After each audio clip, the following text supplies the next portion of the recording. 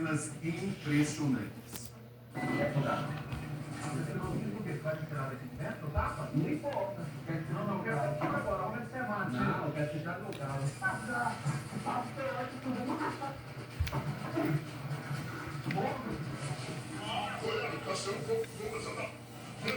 Coitado dos motoristas do aplicativo, ó.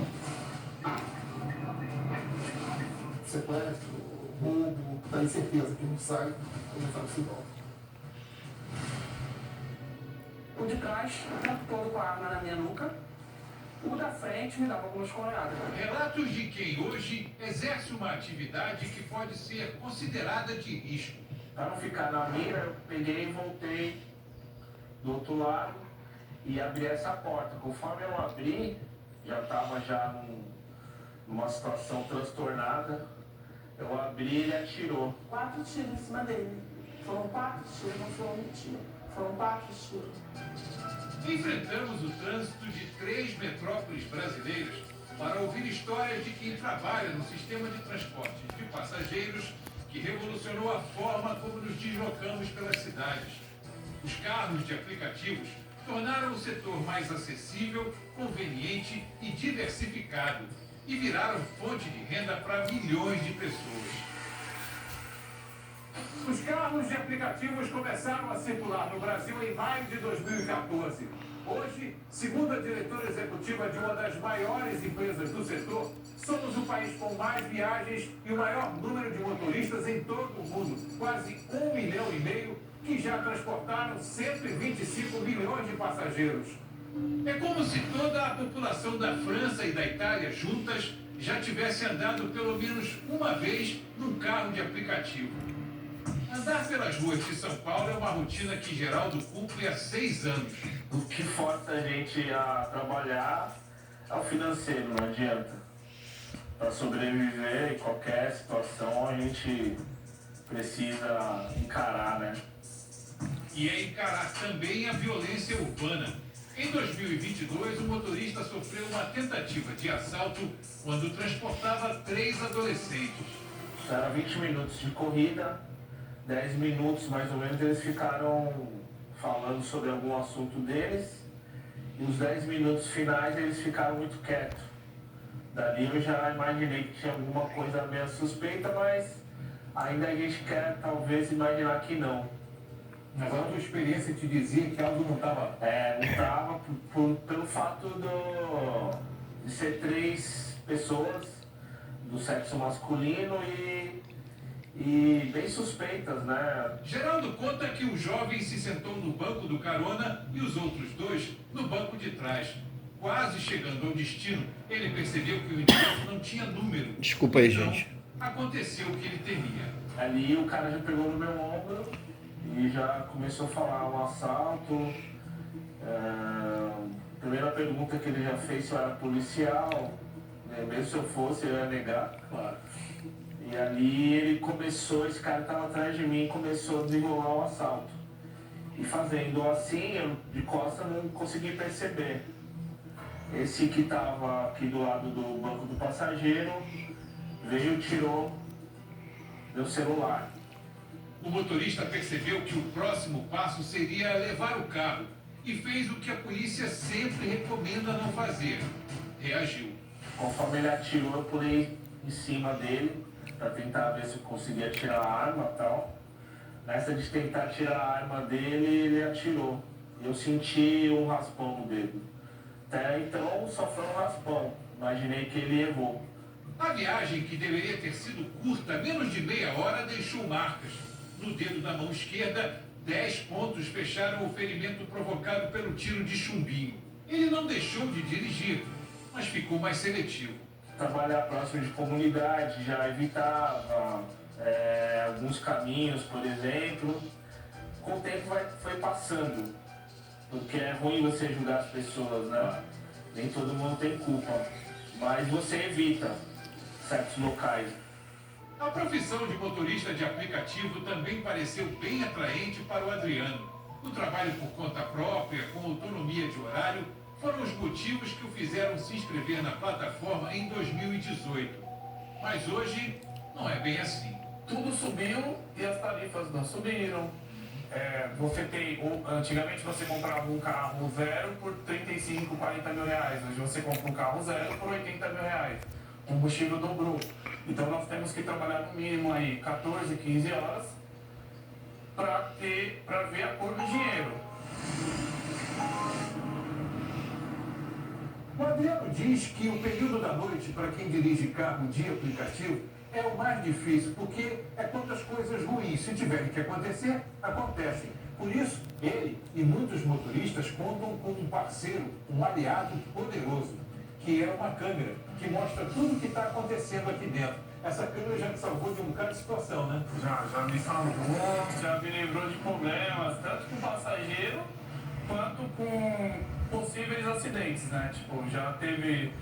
Inclusive essa semana mesmo, teve uma situação que o cara quase bateu de frente com o meu carro. Então, numa situação dessa, você tem como se respaldar. As câmeras dos carros registram flagrantes de violência. Essas cenas impressionantes são de Goiânia. O motorista tenta se defender de um assalto. Chega a ser mordido pelo ladrão que se passou por um cliente. O homem queria arrancar o celular que estava no painel do carro. A polícia foi acionada e o criminoso preso. Também na capital de Goiás, um outro caso de agressão. O motorista sai com um pedaço de ferro na mão enquanto é seguido por este passageiro de camisa vermelha. Loucura, né? Loucura ter reagido, só que é extingue, né? A discussão começou por causa do cinto de segurança. O motorista decidiu cancelar a corrida.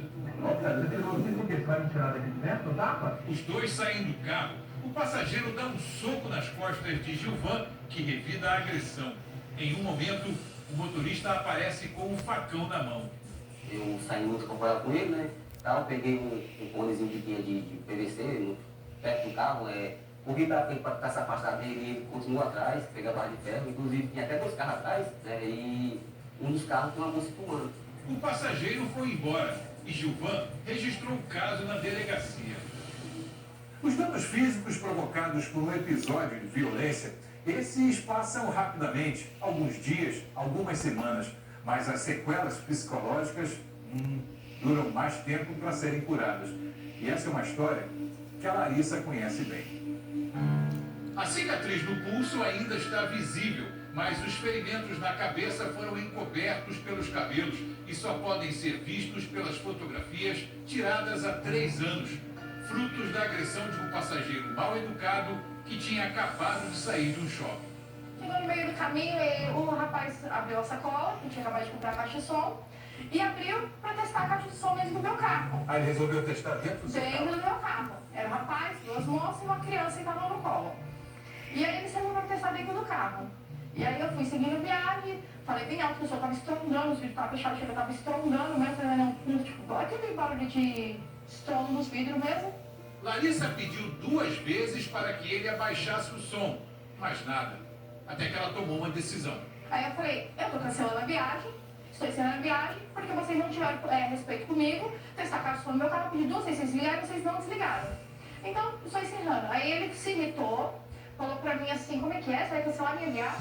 O que aconteceu a seguir foi algo que a motorista jamais poderia imaginar. Uma covardia que poderia ter custado a vida dela. Aí ele desceu, foi um pouquinho mais pra frente, pegou uma pedra e veio pra atacar no meu carro. Ele começou a bater no capô do meu carro, eu saí do carro, dei a volta, e na hora que ele tava batendo na porta e ele começou a bater no vidro, eu peguei e puxei ele. Ela saiu do carro e falou assim, você não vai encostar nele.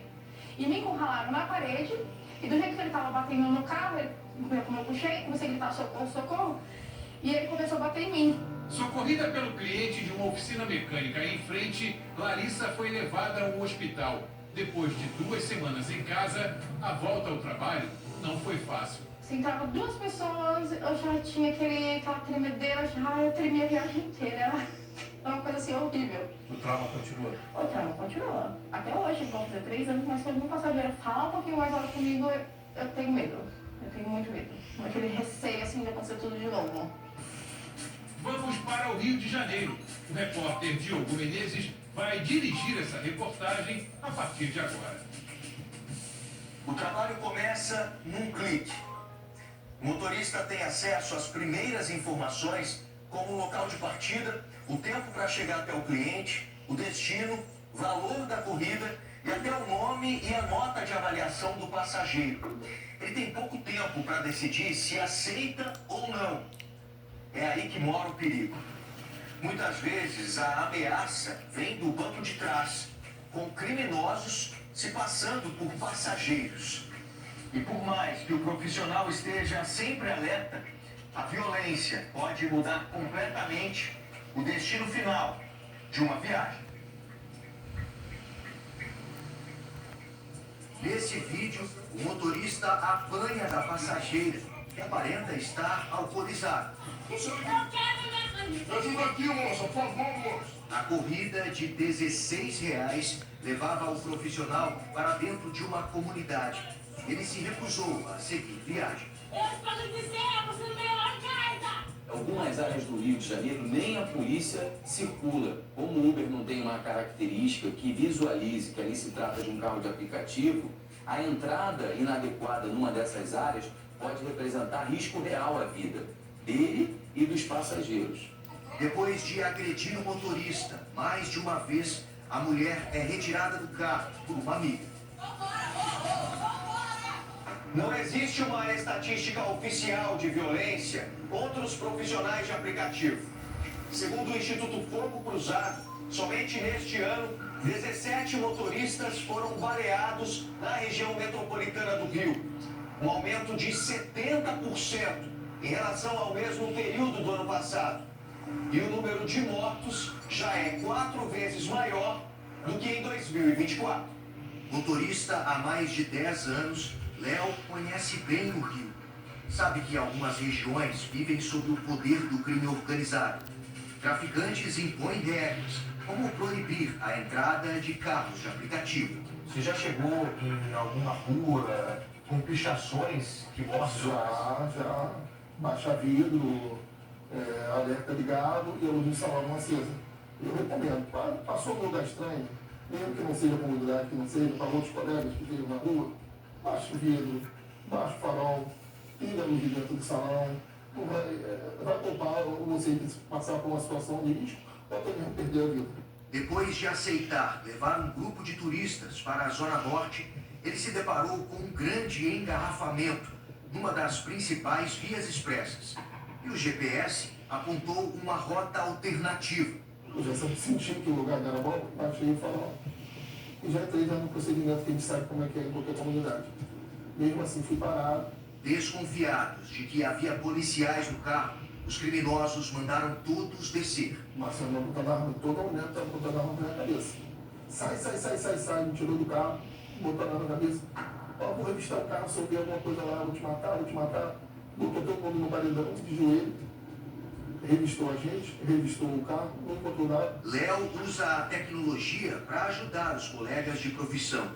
Criou um aplicativo para falar sobre violência e condições de trabalho. No Rio de Janeiro do país todo, é o local mais perigoso que tem para ser motorista de aplicativo. É muito difícil a gente fazer uma apuração para identificar quantos motoristas são assaltados por mês, quantos motoristas que perderam sua vida em trabalho. Então, assim, o que a gente costuma dizer que é literalmente um apagão de dados. A Associação de Mobilidade informou que as plataformas trabalham para buscar mais proteção nas viagens e que em alguns estados existe integração com a Polícia Militar, que pode ser acionada diretamente pelo aplicativo. O Rio de Janeiro é um dos locais onde a ferramenta está em uso. Para quando o motorista se sentir ameaçado, clicar no botão de pânico e ter um acompanhamento ali dos policiais. O filho da Simone não conseguiu pedir socorro. Motorista de aplicativo há 3 anos, Iago foi baleado em Belford Roxo, na Baixada Fluminense, depois de tentar fugir de criminosos. Tentou fazer ré para poder fugir do tiro e entrar para cá. Só que o tiro foi em cima dele. E aí ele perdeu a direção, bateu no poste, o passageiro desmaiou. O passageiro saiu ileso, mas Iago foi atingido na cabeça. Está internado há quase 2 semanas neste hospital em estado grave. A bala não foi removida. Se vai deixar sequela, como que vai ser? Isso ainda está muito recente para poder falar. Porque o que agora é deixar ele estável, né? Que é o mais importante. André lembra bem da corrida que aceitou há 6 meses. Ao deixar o passageiro fazer o retorno, foi abordado por 4 pessoas, né, em 2 motos. 2 seguiram na moto, os outros 2 entraram no veículo. E aí, ali, para dentro da favela.